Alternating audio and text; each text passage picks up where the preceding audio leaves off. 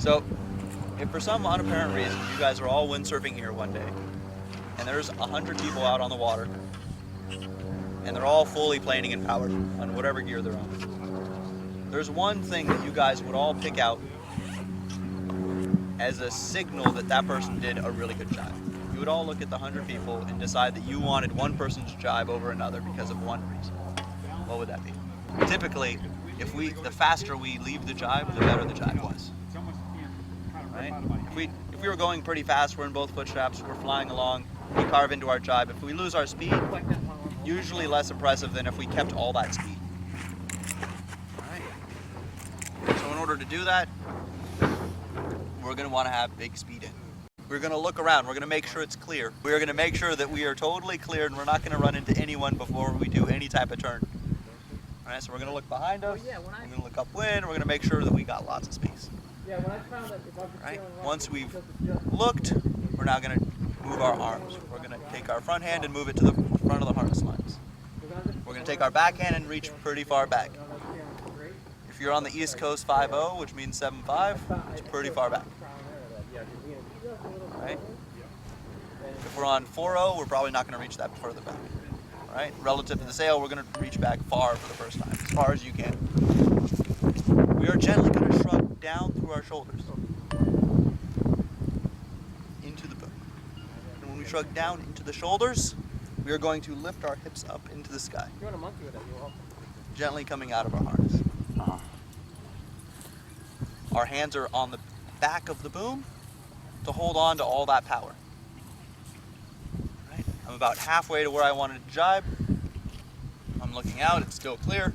I'm going to drop down into a hang. The one time we're allowed to put our butt way out.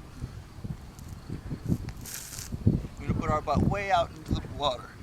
Both legs straight.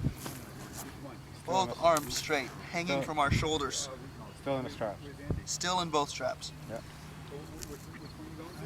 That is going to put more of our weight onto the sail.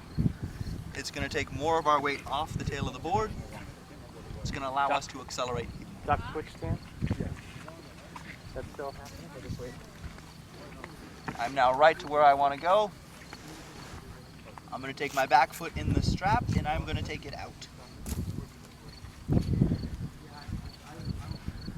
If we're on a bigger board, 120, 130, it's going to go further back and more across the board. If we're on slightly smaller boards or newer boards, it's going to go more parallel to the foot strap and forward. If you're on an old school board, circa 1980s, it might even be totally perpendicular. Usually nowadays it's more forward. And we are going to slowly push on the front arm and pull in on the back hand, which is going to do what? Oversheet. Where are we oversheeting to? You're not allowed to say. Apparent wind. We're not oversheeting to true wind, we're oversheeting to the apparent wind of our direction of travel. Right? Apparent wind is not the wind that your dad made when you pulled his finger. Right? It's the wind that we are creating when we travel forward. So when we extend the front arm and we pull in the back arm, we are oversheeting to apparent wind, which gives us more power. That more power is going to pull our body, or want to pull our body. We're going to let it. We're going to let that power pull our hips in over our heels and drive our knees in front of our toes.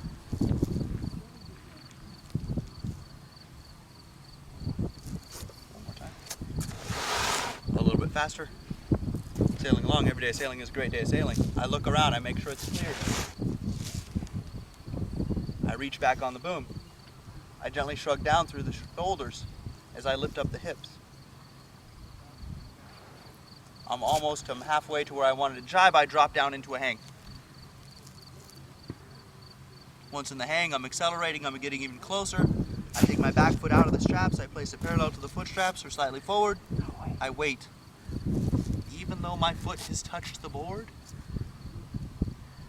we are not carving. Most of us, when we think about carving, as soon as this foot hits the board, we've got to push down really hard and carve our board. We are placing that foot on the carving rail so that it is ready to accept the weight from the sail. We're going to use the sail to drive all of the power in the sail into our feet and into the inside of our turn. So as we oversheet ourselves to our apparent wind, we start to get pulled. We're not going to resist that pull. We're going to let our hips travel in over our heels and drive our knees in front of our toes as we stand nice and tall. Hips pointed forward.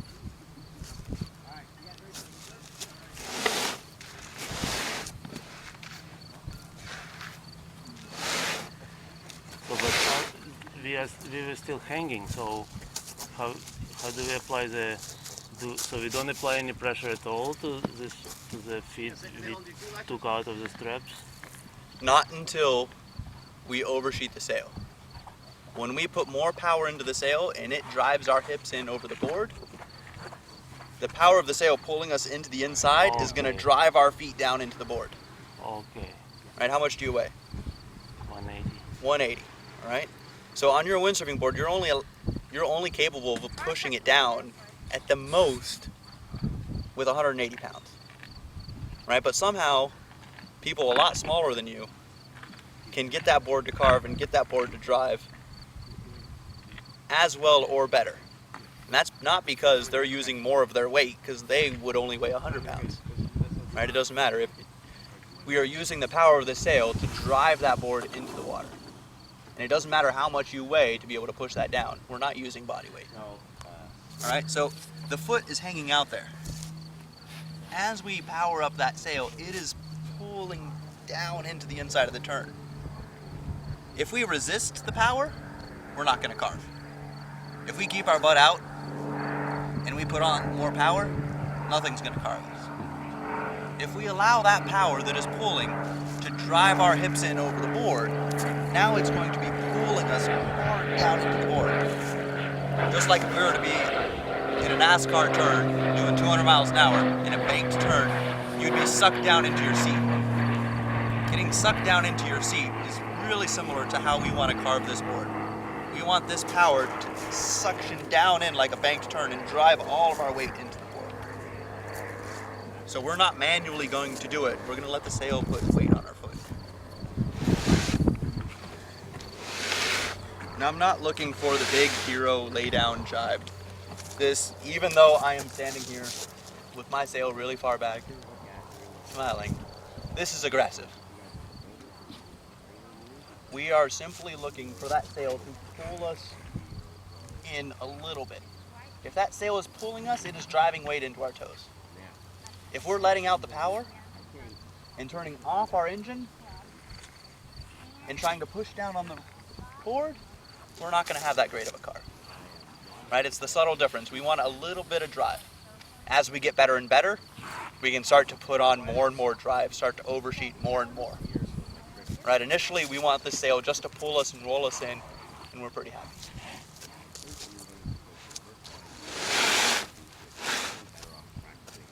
So now, we're straight downwind. We are now straight downwind, and we have not lost an ounce of speed. We're still going fast. If it's blowing 20 and we're doing 24, how heavy is the sail? Yeah, not heavy at all. Feels pretty light. We're pretty happy. We're going really fast. It's time for the big move. We're going to guide our sail forward towards the nose. As we take our strap foot out of the strap and place a big coating foot. Even though my toes have touched, I am not done putting my foot down. I am not allowed to move my carving foot. I must make contact with my heel, putting all of my weight into the carving rail before I step forward. Because we had tons of speed, because my heel went down on the carving rail, as I opened that sail and put my foot down and shifted all of my weight to the new back foot. The board continues to carve. I'm about an hour and a half past upwind. As my front foot steps, we're still carving upwind. We have a split second to decide. This time we've just hit that amazing shot. We're still looking around for someone to witness this amazing golf game. And I still have speed. No worries, I'm still carving upwind. We're going to go ahead and level the sail towards the nose of the board, sliding our mast hand all the way to the armpit of the boom, releasing the clue hand, and as the sail flips, we continue to carve underneath the flip, meeting it at 3 or 9 o'clock. Nice and perpendicular. The sail's perpendicular to our travel. It's very easy for us to grab onto the boom. It's very easy for us to slowly put on power. Very easy for us to drop down into a hang and re-accelerate away. Re-accelerate away from this. Oh, ooh. It's wrong foot. All right. That's like the most amazing jibe ever. That's the jibe that after you do, you're going to look around hoping that Peter was sitting there with his camera like he is now. All right. Realistically, Got you right there. You're on set. we got two. Realistically, maybe not. All right. You said you're just looking to stay dry. All right. That'd be nice for now. So that was best case scenario. Worst case scenario. Sailing along, every day of sailing was a great day of sailing. I looked around, Okay, so checked that it was clear, moved my hands back on the boom, gently shrugged down through the shoulders, gently lifted up on my hips. I dropped down into my hang. I took my back foot out of the strap. I placed it parallel to the foot strap. I started to push the front arm away. I pulled in the backhand.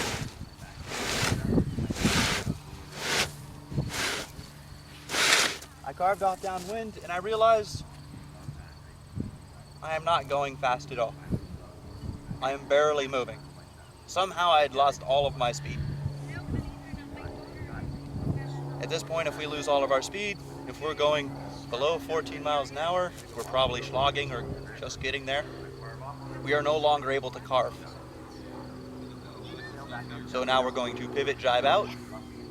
We've got excellent clue first sailing handling. We're going to go ahead and step back, strap foot right across the center line. We extend our hands forward and straight in ahead of us with our chin up, our body straight, leaning back, ready for the sail power. If it's still blowing 22, the sail is really heavy. Chances are, though, if you were not playing out of your jibe or you lost that much speed, we were probably a little intimidated with all the speed. Most of the time we're sailing along, we're like, no, I'm not going to jibe there. No, I'm not going to jibe there. No, I'm not going to, no. And then something changes. Something makes the sail feel better. All of a sudden the sail feels lighter.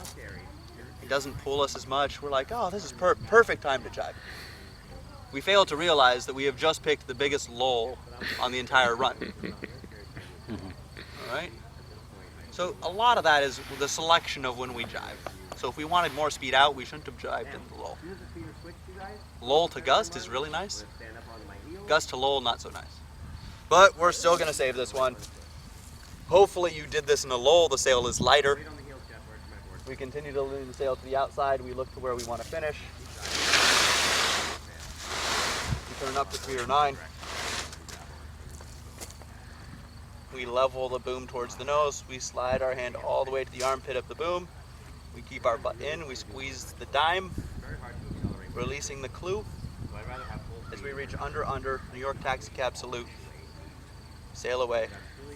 Off and dry. That's worst case scenario. You want to try to accelerate yourself? This is worst case. Now this is what I really want you to do. Multiple choice number 3. After a couple of those, we realized that we should be jibing in the gust. So now we're ready. One more time from the top. Sailing along, every day of sailing is a great day of sailing. We move our hands back on the boom. Ooh, what did I forget to do this time? Look around. Yeah. We all did that quite a bit this weekend. So I'm going to look around, make sure no one's around. Sorry, I just noticed everyone was turning around this week. I was like, oh man, no one's looking. All right, we got to drive this one home. Both feet in the straps, I look around. All right, I've got a totally clear path. I'm going to reach back on the boom. I'm going to gently shrug down through the shoulders. I'm going to lift up on my hips, gently coming out of my harness. I'm going to drop down into my hang, spotting my target. I'm right where I want to jibe. I'm going to take my back foot out of the strap, place it parallel to the foot strap or slightly forward. I'm going to pause 1 second. I'm going to make sure the sail hits and the foot hits and nothing happens. I'm definitely in the gust this time. I extend my front hand, I pull in my backhand, I start to roll in over the jibe. I bring my hips in over my heels, my knees in front of my toes. Chin up, back straight.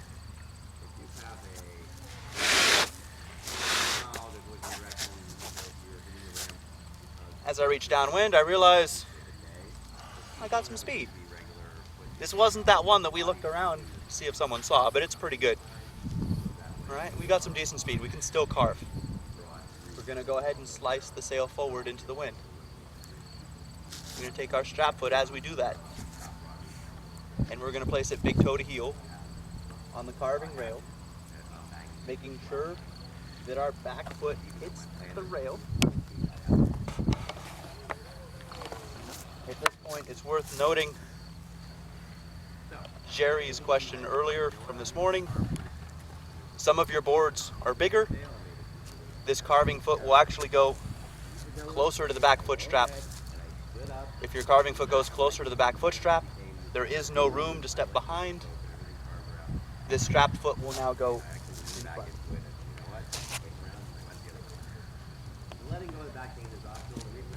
Also, if you're riding circa 1980 boards, your strap foot will go in front. And if you're on a long board, it might even go in front of the foot strap, but we're not going to go there. Just to make sure, someone might be watching this video and be like, I don't know, I was told to put my foot in front of the other foot. Right, there's options. So as I open the sail, we take our strap foot and we place it big toe to heel on the carving rail. As we open the sail up, I still have speed. The board is still carving. I'm not to 3 or 9 yet. More like 7:30 or so. I realize I've lost some speed though. I'm not dead stopped in the water, but I'm definitely not planing as fast as I want. Because we have good clew first sailing control, we're going to lean back, power up the clew, we're going to re-accelerate. Kind of a pain in the butt to re-accelerate when we're doing 2. But if we carved in doing 22 and we make it to this point at 16, 15, and there's still wind blowing behind us, then we have a better chance at accelerating back up to 22 or close to it. Once we accelerate back up to 22 or we get to some good speed back, we're going to go ahead and put more weight back on our heels, start to carve upwind. As we start to carve upwind, right before we get to 3 or 9, we're going to level the clew towards the nose, sliding the hand all the way to the mast, armpit of the boom.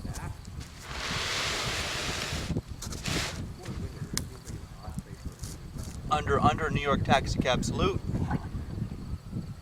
Let's put our backhand back on and we're going to drop down for effect just to make sure that we fly away. And that, for the most part, will be considered the best jibe most people would ever see. All right, it wasn't one of those ones where we came in at Mach 10 and we really left at Mach 10, but we came in really fast and we left really fast. And most people don't count the jibe done until the sail has been flipped. If you haven't flipped the sail, you're not done with your jibe. So if we can regain speed, clew first, and sail away, and then flip the sail, we did a fully plating jibe. It's awesome. Sleight of hand. That's why we practice this. If we stop the clew first, we have the option to make our decisions. We have the option to re-accelerate.